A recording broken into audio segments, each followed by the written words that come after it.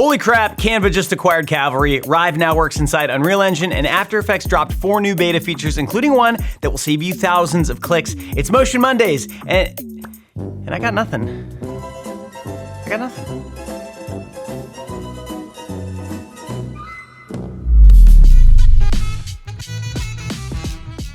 Let's kick things off with an opportunity that might be perfect for someone watching right now. Maxon, makers of Cinema 4D, Red Giant, ZBrush, and a growing collection of incredible apps, is hiring a full-time motion designer. The role can be based in California, Germany, or the UK, and honestly, it sounds pretty sweet. You'd be doing motion design work for Maxon, helping with marketing, collaborating with other artists, and probably mentoring some junior folks too. But here's the part I think is really interesting. Being inside Maxon gives you an inside track to work with the product team. You'd have a real shot at influencing the direction of Cinema 4D. And how cool is that? They're looking for someone with a few years of experience who knows Cinema 4D, Redshift, After Effects, the usual suspects. If you're on the hunt for something new, this could be the one, so check the link in the description. Big news for anyone working in broadcast or interactive design. Rive for Unreal Engine is now live on FAP, and it's free to add to your Unreal library. So what does this mean exactly? Rive is the state-of-the-art tool for real-time 2D animation with interactive state machines, scripting, and data binding. Unreal is the top tool for real-time 3D. They've been moving towards each other for a while, and now your Rive files can live as textures on 3D geometry right inside Unreal. The obvious use case is game UI, which has been a pain point forever, but what really excites me is broadcast. Tons of companies want to move away from legacy tools like Chiron and VizRT, and right now, Unreal's motion design tools are still fairly new and 3D focused. Rive is fully 2D. Put them together, and a clever motion designer could build a fully live broadcast system that mixes the best of both worlds. It's early days, but I think we're going to see major networks and live event graphics built on exactly this foundation, and if you like being early, get after it. And you need to go out there into the world and get after it. And while we're on the Rive train, big hat tip to All Access member Jake Hancock for flagging this. Buck just dropped a case study on their site for the LinkedIn Year in Review 2025, and it is wild. Most year in review projects for big companies were built in Rive last year, but the LinkedIn one is exceptional because of the sheer scale of it. People use LinkedIn in so many different ways that the team had to build an enormous amount of logic and interactivity to account for all of it, and it all had to be responsive across every device. The result is a Rive project with 207,360 possible user paths.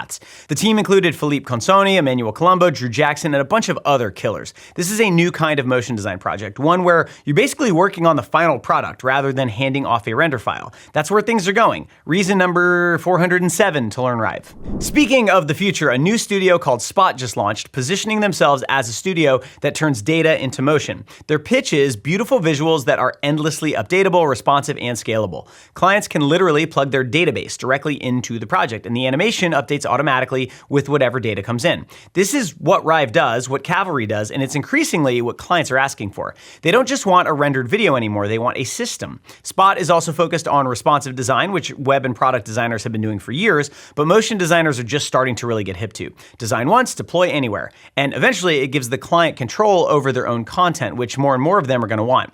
I love seeing a studio built around this philosophy from the ground up, and we will definitely keep an eye on them.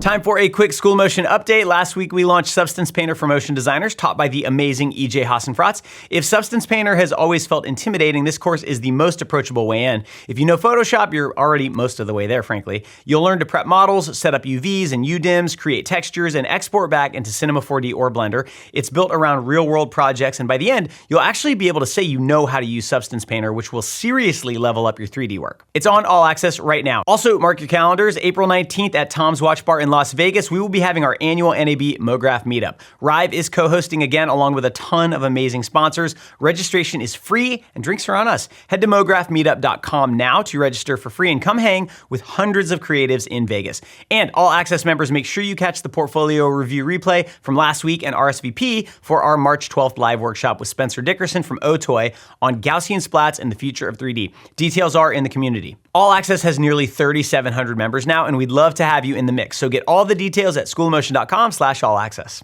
Pour one out for Quixel Mixer. Epic has officially discontinued it, and yes, this one stings for a lot of artists. The good news is they're releasing the final version as a free offline app, so you can still download it by logging into your Quixel account. For those who didn't use it, Quixel Mixer was a free, lightweight material authoring tool where you'd mix existing surfaces with masks and paint layers to create custom PBR textures. It's simpler than Substance Designer and tightly integrated with the Megascans library. It was a really nice on-ramp to higher-end material work, but here we are. This is a good reminder not to marry your tools. Even widely adopted apps can get sunset with little warning, especially when a giant company like Epic is involved. Grab the final build if you want it. There are more than 800 free assets included, and we will link to it in the description. We've talked about Apple's Sharp technology before, which converts 2D images into 3D Gaussian splats in seconds. Well, Taos Whitaker did something really cool with it and posted about it on LinkedIn. He generated an image in Adobe Firefly and then converted it to a Gaussian splat using Apple's Sharp model in Comfy UI, then imported it into Unreal Engine as a virtual set, all just minutes before shooting. The standard way of doing this is building an environment in Unreal, which can take anywhere from an afternoon to weeks. Going from a Firefly generation to a Gaussian splat and into Unreal could take under 60 seconds. That's kind of insane. There's a lot of great discussion in the comments on his post, and I recommend checking that out too. He answered a lot of questions. If you're technical, you can check out the Sharp model on GitHub, and we'll link to both in the description. Also on the cutting edge, a new rotoscoping research model called VideoMaMa just dropped, and the mats it's generating are kind of wild. It's not in any app you're using day to day yet, it's still in research preview. You always have to take these demos with a grain of salt because these are probably the best case examples, but when you look at what it's doing on some genuinely difficult footage, it's hard not to be impressed. The quality of machine learning assisted roto is getting really good, and it's not hard to imagine a future where manual rotoscoping is mostly a thing of the past. At least that's the dream. You can check out the code and test it yourself on Hugging Face, though apparently it runs a bit slowly right now. It's not ready for production. But would you love to never think about rotoscoping again? Because I would. Please leave a comment with your thoughts. Time to feature some amazing work from around the internet. First up, Kinesi, a freelance duo from the UK, posted this piece that reimagines old tech through the modern lens, starting with the cassette player. Except this isn't a real cassette player. They designed it from scratch with this gorgeous teenage engineering-ish aesthetic, and then turned it into a beautiful 2D, 3D piece with incredible textures and animation. Now, I'm old enough to have owned a Walkman, and this thing is far sexier than it has any right to be. Future Deluxe dropped a new reel showing off the full depth of their bench, live action, 3D, 2D, killer particle stuff, huge brands. If you haven't checked them out in a while, this is a very good excuse. Freelancer Rob Millington also dropped a reel with a great mix of character work, abstract 3D, and a bunch of how did he do that moments. Really playful and very tasteful. Our friends at First Fight did a piece for Michigan First Credit Union that proves your client doesn't have to be Nike to do something very beautiful. This is super tactile, there's a handmade feel, great transitions, and frankly, a lot of ideas you can steal. Ashley Best built a full racing game inside of Rive for a contest with Contra. There's great mechanics, great art, and this is a good reminder that the I don't know how to code excuse is kind of getting harder to make. And finally, Too Fresh crushed it with the graphics package for NBA TV's new flagship show, The Association. Classic motion design, but with a fresh perspective on animation. Just kind of feels different, so congrats to the team, it is awesome. Beeble AI has been on our radar for their relighting tool, and now they've launched Switch X, which lets you modify video by swapping out the environment, lighting, or even clothing, while keeping the actual human performance intact. This is smart because AI still can't generate human talent with the nuance of a real performer. So the solution is shoot the person, change everything else. I tested it myself, shot some selfie footage in my office, used Nano Banana to generate an image of myself in a cave, and Beeble transferred that look onto the footage. No keying, no compositing. Took about 5 minutes. Now, is it perfect? No. Of course not, but as a peek at a future workflow for production companies who need to change lighting or backgrounds without a full VFX pipeline, it's pretty interesting. You can try it for free at Beeble.ai. Adobe just dropped 4 new After Effects beta features, and a couple of them are genuinely exciting to me. First, you can now crop a comp to a specific layer's boundaries, not just a region of interest. Very handy for pre-comping workflows. The big one is the Object Mask tool, which is basically the Object Mask feature from Premiere, now inside of After Effects. I tested it on a clip of someone walking away from camera. I clicked the person, I hit spacebar, and it tracked in maybe 15 seconds. It's way faster than RotoBrush, and honestly quite a bit more accurate. You can refine edges afterward, apply feathering, and use a decontamination tool to clean up any spill from the background. For lots of motion design work, the quality here is already more than enough. Now, my favorite new feature is Quick Apply. Hit Command and Enter on a Mac and a command bar pops up. Start typing an effect name, hit Enter, and it applies. You can also hold Command plus Option plus Enter, and it creates a new adjustment layer with that effect on it. It keeps you in flow state in a way that searching the effects menu never really did. I think this is an amazing addition to After Effects. And finally, Substance materials in the After Effects 3D system now support displacement, which gets you much more realistic textures on 3D geometry. These new features are available right now in the After Effects beta. Drop your thoughts in the comments. Our school motion student of the week is Pawel Wukana from Poland, a freelance motion designer working through Design Bootcamp. He completed the Expedition 100 assignment creating design boards for a NASA Mars launch, and these are some of the nicest boards I've ever seen for this project. Dense, techy, beautiful, they're small type, thin UI elements from Illustrator, real photography mixed with vector work, great texture and grain. Pawel told us that he got tired of wandering through YouTube tutorials and started taking structured courses, and then realized the real unlock wasn't software skills at all. It's taste, design sensibility, and animation. It's a lesson that a lot of us have actually had to learn the hard way. So Pawel, your work is awesome. I cannot wait to see what comes next. Our friends at Brevity, who make great workflow tools for editors in Premiere, just launched auto crop in free beta. It takes a 16:9 video and automatically converts it to 9:16, detecting who's talking, finding their face, and repositioning everything for you. All the adjustments are made using built-in Premiere transforms, so you can override any decision it makes.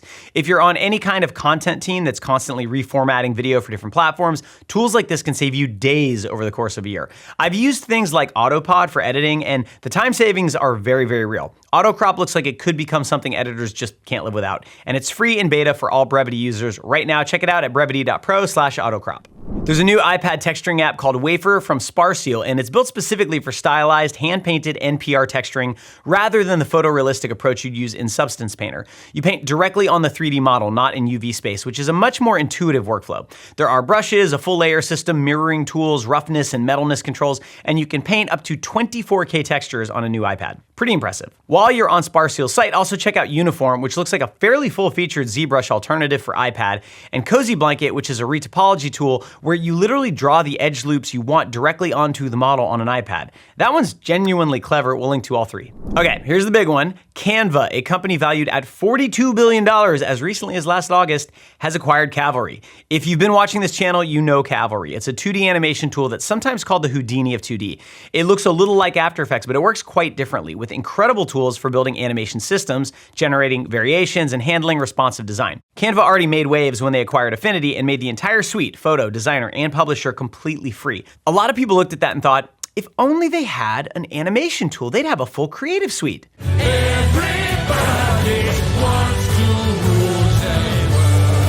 What does this mean, though? Honestly, we don't know yet, and it'll take months before we see it play out practically. But here's my take. Canva has the resources to massively accelerate Cavalry's development, integrate it with Affinity, and dramatically increase adoption. More adoption means more pressure on Adobe to keep investing in and improving After Effects. Emmanuel Colombo pointed out in my LinkedIn comments that Cavalry's real superpower isn't the wild-looking output, it's speed. You can generate thousands of variations, iterate fast, and render in real time on the web. That's a very attractive thing for a company like Canva to own. I'm genuinely excited for the Cavalry team, who have been friends of ours for a while, and to me this seems like a win for everyone. Drop your thoughts in the comments because I'm very curious what you make of this. And that's it for this Motion Mondays. Links to every story are in the description. All Access members catch the portfolio review replay and RSVP for the March 12th workshop with Spencer Dickerson from Otoy. And don't sleep on Substance Painter for motion designers if you've been curious about texturing. Register now for the MoGraph meetup at NAB on April 19th and subscribe to this channel if you're not already so you don't miss any motion news. Peace.